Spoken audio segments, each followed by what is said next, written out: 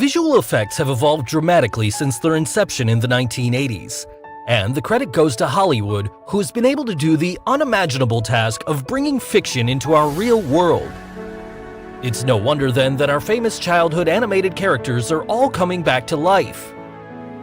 Hello everyone, and today we'll look at some of the best movie scenes and how they actually look like before and after VFX. So, let's get started. At number 7, Maleficent, Mistress of Evil. Angelina Jolie truly mastered the art of flying in this 2019 fantasy film. However, to look photorealistic on the big screen, a lot of it was achieved using CGI, and the wings were always completely computer-generated. Now, to make them fly, the traditional method of lifting them up in the air using wires only worked to a certain extent during takeoffs and landings. So the VFX team developed another method where Angelina Jolie and the other characters were flown in the air using a two-pronged tuning fork rig. The rig worked like this. Just imagine how a pitchfork looks here, with no center prong. The center prong being where the performer goes. The fork also had a steering wheel at the back along with a wire that goes to the ceiling on the top. The people in their blue suits are the ones who manually control the wheel. The tuning fork rig worked quite well, in particular for hovering scenes which allowed the director to fly them backwards, forwards, or sideways in full 360-degree movement. Sometimes up to 3 actors were suspended in the rig within a blue screen space, which were later turned into CGI backdrops. Now, these 2 blue blades which you see at Jolie's back were the ones which were later replaced with animated wings. In those instances, the CGI team would then match the wings with the natural movements in the actors' performances. At number 6, Terminator 2: Judgment Day. Though the movie is almost 3 decades old, the iconic villain character T-1000 is still fresh in our minds. The visual effects used for the T-1000 were highly advanced for the time, combining state-of-the-art CGI, prosthetics, and editing to allow the T-1000 to demonstrate its shape-shifting ability. CGI was required particularly for the T-1000, a liquid metal structure, and this character could transform into almost anything it touches. The creation of the visual effects cost $5 million at the time and took 35 people, including animators, technicians, and artists, and almost 10 months to produce, for a total of 25 man-years. Despite the large amount of time spent, the CGI sequences only totaled 5 minutes of the film. To make a computer model of the face of the T-1000, the VFX team used laser scanning technology called CyberScan. They projected a laser beam across the face of Robert Patrick and used video cameras to build the 3D database. Robert's distinctive walk and run were also recorded and studied vigorously to make the T-1000 as realistic as possible. At number 5, The Jungle Book. The thing that makes The Jungle Book different from any other CGI-intensive film is that it was shot entirely against a blue screen with only a single actor, Neil Sethi, who played Mowgli.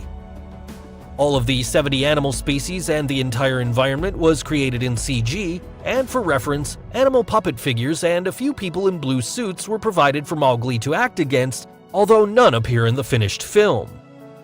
By creating a digital jungle that is almost impossible to travel to in the real world, the VFX team immersed audiences in an exotic, imagined environment similar to what Avatar did with Pandora, but here they did it for the entire movie.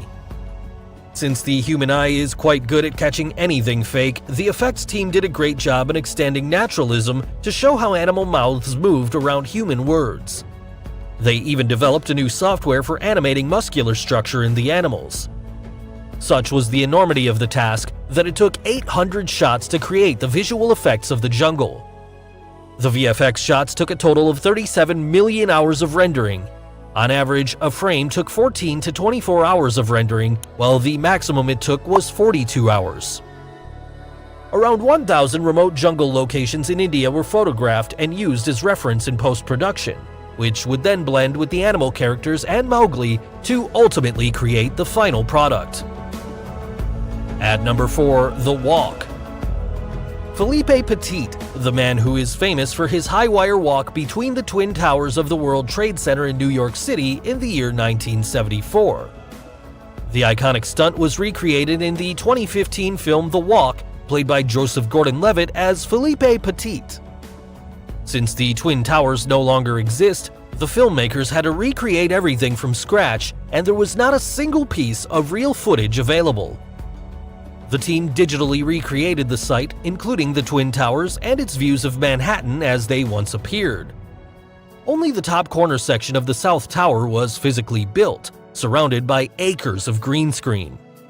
Everything else, the towers, skies, clouds, cityscapes, slack-jawed bystanders, the dangerously steep drop to certain death, is all digitally rendered for the film. Gordon-Levitt, who had no formal high-wire experience, trained directly with Petit. By the end of the 8th day, he was able to walk on the wire by himself and continued to practice while shooting. Along with a body double who performed trickier stunts, the actor shot the climactic wire-walking scenes on a soundstage. It had reconstructions of the top 2 stories of the tower and a wire approximately 12 feet off the ground, which were connected out across a green gorge and was anchored on a pole. The 3D model was matched to the motion of the stunt double, with Gordon-Levitt's performance added. At number 3, Interstellar. Christopher Nolan is known to create realistic-looking visuals with minimum use of the green screen.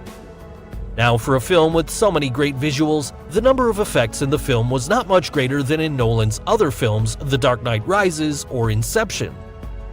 However, for Interstellar, they created the effects first, allowing digital projectors to display them behind the actors, rather than having the actors perform in front of green screens. To keep the film realistic, Interstellar's Earth-based sequences used few visual effects, one of which was a dust storm, so they would contrast with Nolan's vision of space travel, which involved a mathematically accurate black hole, a wormhole, the various planets, and the time-warping Tesseract.